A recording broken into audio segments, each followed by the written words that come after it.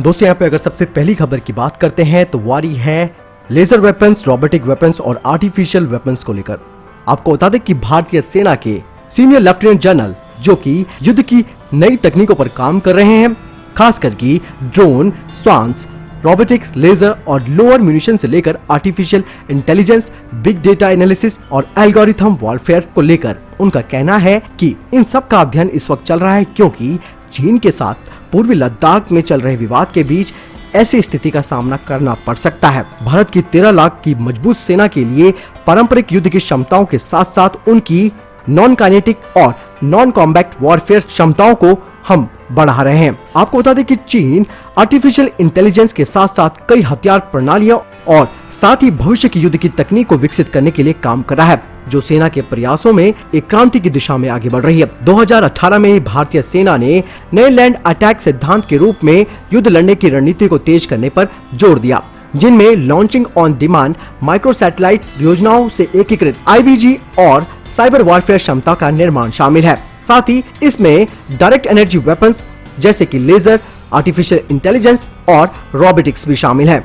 नए IBG के तहत तेजी से सैनिक जुट सकते हैं और अपने दुश्मन पर हमला कर सकते हैं। लगभग 5000 सैनिक, जिसमें पैदल सेना, टैंक, तोपखाने, वायु रक्षा, सिग्नल और इंजीनियरिंग का एक मिश्रण होगा। आपको बता दें कि इस IBG ने पिछले साल पश्चिमी और पूर्वी दोनों मोर्चों पर युद्ध का अभ्यास किया है। टेक्नोलॉजी भविष्य के युद्ध के लिए महत्वपूर्ण होगी। आपको बता दें कि जो ये नया अध्ययन किया जा रहा है उसका पूरा का पूरा रोड मैप तैयार किया जा रहा है। इस पूरे अध्ययन में artificial intelligence, remote pilot aerial system, swarm drones, big data analysis, blockchain technology, algorithm warfare, internet of things, virtual reality, hypersonic सक्षम, लॉन्ग रेंज सटीक फायरिंग सिस्टम, एडिटिव मैन्युफैक्चरिंग भी शामिल है। Biometric invisibility cloaks, exoskeleton system, liquid armour, quantum computing, robotics, direct energy weapons, loiters और smart म्यूनिंग्स आदि। सेना के मौजूदा उपकरण में चल रही खरीद और दीर्घकालीन योजना युद्ध की अवधारणा पर आधारित है और इन टेक्नोलॉजी को शामिल करने से ये बदल भी सकती है। यानी कि भविष्य की युद्ध प्रणाली को अब पूरी तरीके से बदलने की योजना पर काम चल रहा है और चीन इस पर ऑलरेडी काम कर रहा है। आपको बता दें कि आने वाले समय में अगर युद्ध होता है तो ऐसे में चीन इस तरीके की रोबोटिक्स और लेजर सिस्टम का इस्तेमाल कर सकता है, जिसके लिए भारत को यहाँ पर अपने आप को और ज्यादा सक्षम बनाना है और काउंटर करने के लिए भारत के पास भी इसी तरीके के वेपन्स को विकसित किया जा रहा है। दोस्तों यहाँ पे अगली खबर की बात करते हैं तो वो पाकिस्तान को एक बड़ा झटका देने को लेकर आ रही है। पाकिस्तान को विश्व बैंक से तगड़ा झटका लगा है। बैंक ने भारत और पाकिस्तान के बीच सालों से जारी विवाद के बीच मध्यस्थता यानी कि मीडिएशन करने से मना कर दिया है। पाकिस्तान को दो टूक कह दिया गया है कि दोनों देशों को किसी विशेषज्ञ या न्यायालय की मध्यस्थता की नियुक्ति पर विचार करना चाहिए। इस विवाद में हम कुछ नहीं कर सकते हैं। आपको बता दें कि पाकिस्तान में अपना 5 साल का कार्यकाल पूरा करने वाले विश्व बैंक के पाकिस्तानी मामलों के पूर्व निदेशक इलगोवन ने कहा है कि इस विवाद को हल करने के लिए भारत और पाकिस्तान दोनों को साथ मिलकर काम करना है। बता दें कि पाकिस्तान ने विश्व बैंक से भारत के 2 जल विद्युत परियोजनाओं को लेकर कोर्ट ऑफ ऑब्जर्वेशन की नियुक्ति करने का अनुरोध किया था। पाकिस्तान को भारत के 330 मेगावाट के किशनगंगा पनबिजली परियोजना और 850 मेगावाट के रातले जल विद्युत परियोजना पर आपत्ति है, जबकि भारत का कहना है कि हम विश्व बैंक के नियमों के अनुसार जम्मू कश्मीर के विकास के लिए इन परियोजनाओं को संचालित कर रहे हैं। दोस्तों यानी कि यहाँ पर पाकिस्तान को एक बार फिर से पटकनी मिली है विश्व बैंक की तरफ से कि वो मध्यस्थता नहीं करेगा और भारत भी यहाँ पर बहुत तेजी से कदम उठा रहा है और भारत इन जल विद्युत परियोजनाओं का इस्तेमाल जम्मू और कश्मीर दोनों केंद्र शासित राज्यों के लिए कर रहा है और ये पाकिस्तान के मुंह पर एक जोरदार तमाचा है। दोस्तों यहाँ पे अगली खबर की बात करते हैं तो वो भारत और चीन के युद्ध को लेकर आ रही है।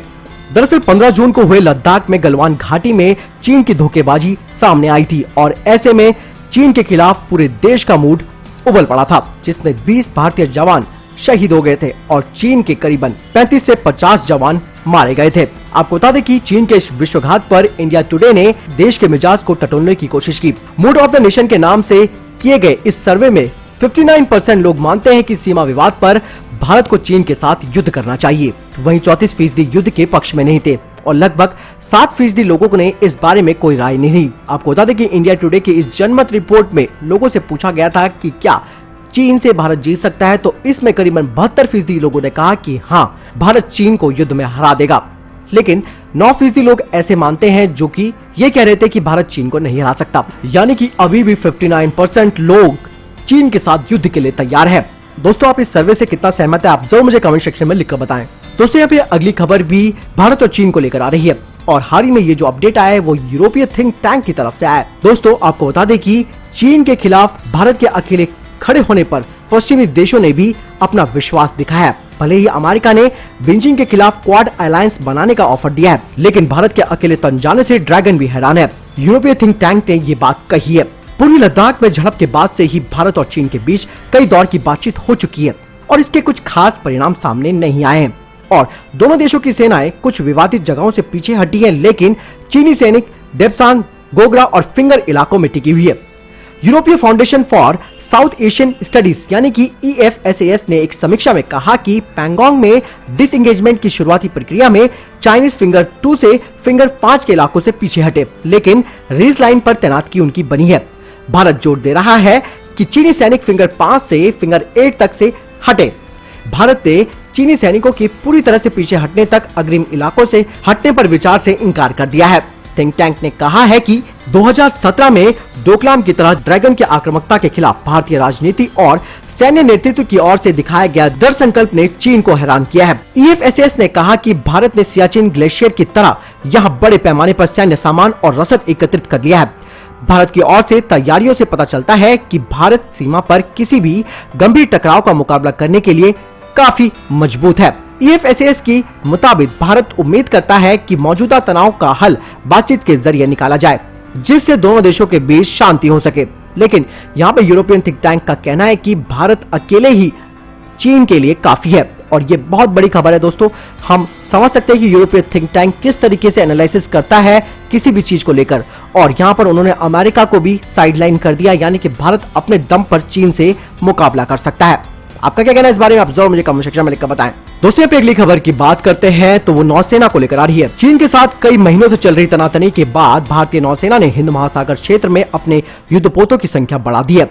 सूत्रों के मुताबिक नौसेना ने इस क्षेत्र में सामान्य तौर पर तैनात रहने वाले युद्धपोतों से करीब 25% अतिरिक्त युद्धपोत बढ़ा दिए हैं।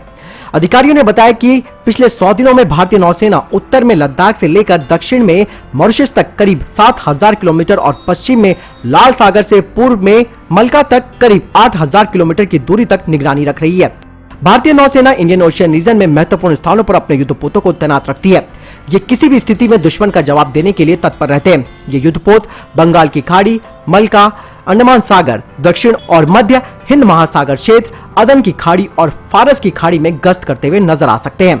दोस्तों यहाँ पे अगली खबर की बात करते हैं तो वो LCH हेलीकॉप्टर्स को लेकर आ रही है। दोस्तों आपने डिफेंस अपडेट्स में जाना होगा कई चैनलों में कि भारत ने अपने LCH के 2 हेलीकॉप्टर को लद्दाख में तैनात किया है। दरअसल हम आपको बता दें कि भारत अपने आत्मविश्वास के प्रदर्शन और राज्य के स्वामित्व वाली HAL के द्वारा विकसित लाइट कॉम्बैक्ट हेलीकॉप्टर के 2 प्रोटोटाइप दुनिया की सबसे ऊंची हवाई पट्टी दौलत बेग ओल्डी में चीन की सीमा के पास पूर्वी लद्दाख में तैनात किए गए हैं और vice chief of air staff के साथ ये LCH देखे गए हैं। एयर मार्शल SH अरोड़ा उन्होंने लद्दाख सेक्टर में LCH की एक सॉर्टी पर भी काम किया है। लाइट कॉम्बैक्ट हेलीकॉप्टर के दोनों प्रोटोटाइप को चीन के साथ बढ़ते सैन्य तनाव के कारण अपाचे हेलीकॉप्टरों के साथ रखा गया है। दोनों प्रोटोटाइप में 20 mm M621 कैनन और 70 mm रॉकेट्स लगाए गए हैं। इंडियन आर्मी एयर कॉर्प्स यानी कि AAC इस साल के अंत तक 10 लिमिटेड सीरीज प्रोडक्शन के LCH और इंडियन एयरफोर्स 5 LSP LCH के ऑर्डर देने के लिए तैयार है। सूत्रों के मुताबिक इसके उड़ान के परीक्षण पूरे हो चुके हैं, इसीलिए ये तय किया गया है कि इसे आगे के क्षेत्रों में भेजा जाए। LCH को विशेष रूप से दौलत बेग ओल्डी जैसे हाई एल्टीट्यूड वाले हवाई पट्टी पर लड़ने के लिए तैयार किया गया है और इसका इस्तेमाल LCH और अपाचे हेलीकॉप्टर के बीच समन्वय को बनाने के लिए किया जाएगा। दोस्तों यहाँ पे अगली खबर की बात करते हैं तो बेरूत को लेकर आ रही है। आप में से बहुत से लोगों ने पूछा था कि आखिर बेरूत में ये जो धमाका हुआ था उसके पीछे की वजह क्या थी और क्या हुआ था। दोस्तों आपको बता दें कि बेरूत में बंदरगाह में 3 आतंकियों को गिरफ्तार किया गया है, जहां हाल ही में हुए घातक विस्फोट में करीबन 150 से अधिक लोग मारे गए हैं। तीनों ही एक बड़े अधिकारी हैं। ये लेबनान के इतिहास में अब तक का सबसे बड़ा विस्फोट था। आपको बता दें कि यहाँ पर 5000 से अधिक लोग घायल हो चुके हैं। आपको बता दें कि लंबे समय से सत्तारूढ़ राजनीतिक पार्टियां, भ्रष्टाचार और कई तरीके की लापरवाही की वजह से यहाँ की जो सरकार थी वो अपने नागरिकों को मूलभूत सुविधाएं उपलब्ध नहीं करा पा रही थी, जिससे वहां पर उनको किल्लतों का सामना करना पड़ रहा था। बेरूत में हुए इस घटना के बाद बंदरगाह के 16 कर्मचारियों को पहले ही गिरफ्तार किया जा चुका है।